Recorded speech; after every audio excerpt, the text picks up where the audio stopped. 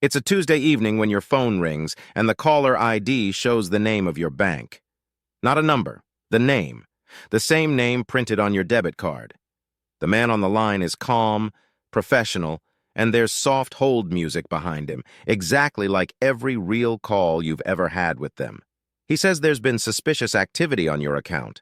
Someone in El Paso is trying to wire $4,000 out of your checking right now while you're standing in your kitchen. He knows your name.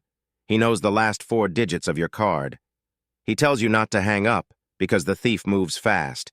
Here's what that call actually is. It's the theft. The man warning you about the thief is the thief. And before this video ends, you'll have 2 things. 1 sentence that ends this call in 5 seconds and the exact moment, about 8 minutes in, after which no bank on earth can get your money back. Because this works on people who should know better.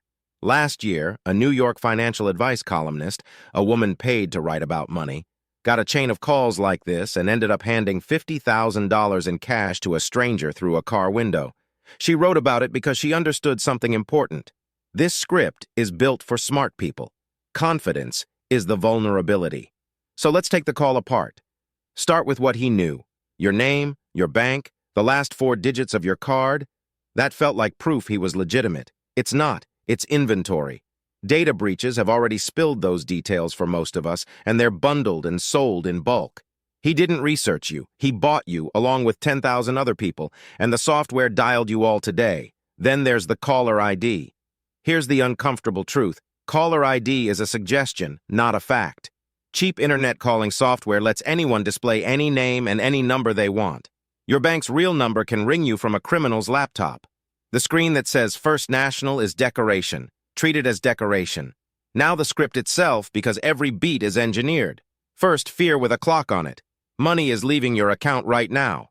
A frightened brain narrows. Deadlines keep it narrow. Second, authority. He gives you a case number, an employee ID, a department. You're not talking to a stranger anymore. You're cooperating with a system. And third, the masterstroke, the beat that steals more money than any other. He says, I've just sent a 6-digit code to your phone. Read it back to me so I can verify it's really you. A code does arrive, a real one, from your bank's real number, in the same thread as every code they've ever sent you. Here's what's actually happening. While he talks, he's on your bank's real website, typing your username, clicking Forgot Password. The bank sends you the code because the bank thinks you are logging in. The moment you read those 6 digits out loud, you haven't verified anything. You've handed him the keys and he walks straight into your account while you hold the door. There's a second version for banks where that doesn't work. The caller tells you your money isn't safe where it is and you need to move it to a secure account, a federal holding account, an account in your own name at another bank. He'll stay on the line and walk you through the transfer himself, patient as a teller. He'll even coach you on what to say if your real bank's app throws up a scam warning. Just select paying a friend. It processes faster. Think about that. The thief, helping you talk your own bank out of protecting you. The account is his. Behind it sits a chain of mules and crypto exchanges, built so the money makes 3 hops before your kettle boils. And understand who you're actually talking to, because it isn't a guy in a basement. This is a shift job. The caller is reading from a screen that shows your breach data on one side and a branching script on the other. If the target says this, respond with that. The hold music is a sound file. The supervisor he transfers you to is the man at the next desk, wearing a different voice. Some crews buy software that tells them which bank you use before they dial, so the right logo is on the script before you even pick up. When you hear confidence and competence on that call, you're not hearing a bank. You're hearing rehearsal. This is the 40th time today he's had this exact conversation, and it's your first. The scale of this is hard to overstate. Americans reported nearly $3 billion lost to imposter scams last year. And reported is the key word because shame keeps most victims silent. Reports of texts and calls pretending to be banks have grown roughly 20-fold in a few years. This isn't a con man. It's an industry with shift schedules. And now the part nobody warns you about, the twist that decides whether you ever see your money again. When you finally call your real bank, here's what their records show. Someone logged in with your password and your code, or someone, you, typed the transfer, confirmed it, and pressed send. On paper, there was no break-in. On paper, you did it. Banks call this an authorized transaction, and the fraud protections you assume you have mostly don't apply to it. The law that shields you from unauthorized transfers doesn't force anyone to refund a payment you made yourself, even if you were lied into making it. In the UK, banks are now required to reimburse most victims of exactly this scam. In America, you're largely on your own. Read that again because it's the entire reason this script exists. The con is engineered so that the paperwork blames you. Because here's what a real fraud department actually does, and the difference is night and day. When your bank systems flag a transaction, they block it first, by themselves in milliseconds without your help. Then they send a text.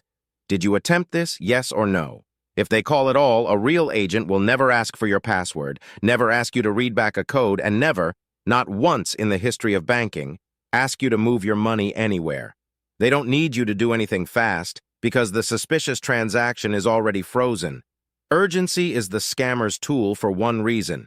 The real thing doesn't require any. So here's the shape, 4 tells, and any one of them should end the call.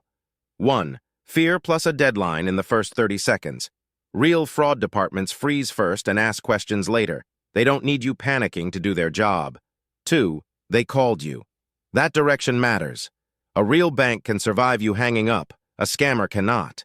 3. Anyone, anywhere asking you to read a code out loud. Banks send codes so you can log in. Any human asking to hear one is logging in as you. There are no exceptions. 4. Any instruction to move money to keep it safe. Your checking account is not a burning building. There is no safe account. Moving money doesn't protect it. Moving money is the theft. And the one sentence I promised you? Say this. I'm going to hang up and call the number on the back of my card. That's it. A real bank employee says, of course. It costs them nothing. The scammer can't allow it because the number on your card goes to the real bank and his entire con dies the moment that connection is made. So he'll resist. The warmth will cool. He'll warn you the transfer will go through if you disconnect, that this line is secure, that there's no time. That flash of pressure when you reach for the exit, that's the mask slipping. Real security lets you verify. Fraud can't afford to. Now the 8-minute moment. Wire transfers and instant payments are built for speed, and speed is exactly what criminals need. Once the money lands in the mule account, it's forwarded, split, converted to crypto, and cashed out, often inside minutes. That's why the entire call sprints. Before that point, a recall is sometimes possible. After it, you're not chasing money anymore. You're chasing vapor. So if you've already been hit, move now in this order. Call your bank, the real one, the number on your card, and say these words. I've been the victim of a scam. I need to stop or recall a transfer and secure my account. For a wire, ask them to request a recall from the receiving bank immediately. It fails more often than it works, but it only ever works in the first hours. Minutes matter more than anything else you do today. Change your online banking password and your email password because he may still hold the keys. Write down everything while it's fresh, the number that called, the names used, the account you sent to, the exact times. That document is what the bank, the police, and the feds will all ask for. Then report it. The FBI's Internet Crime Complaint Center at ic3.gov and the FTC at reportfraud.ftc.gov. If your bank denies the claim with a letter that says the transaction was, quote, properly authorized, don't stop there. File a complaint with the Consumer Financial Protection Bureau. Banks answer those in writing. Real humans re-review the case, and denied claims do get reversed. And freeze your credit at all 3 bureaus, because the data that made you a target today makes you a target tomorrow. One more warning, because these crews farm their own victims. In the weeks after, expect a new call, the bank investigator finishing your case, or a recovery service that can get your money back for a fee. Same industry, second harvest. Your bank will never call you to complete a refund. No one legitimate charges you up front to recover stolen money. You weren't stupid. You were run through a script refined on thousands of people before you, staffed like a business and dressed in your own bank's clothes. The scam needs one thing to work that you've never seen the shape before. Now you have. The fear, the deadline, the code, the transfer. The moment any of them appears, you know the ending, and you can skip to it. Hang up and call the number on the card. That's what we do here. Every week, one more scam taken apart. And once a month, the billion-dollar frauds that fooled entire markets.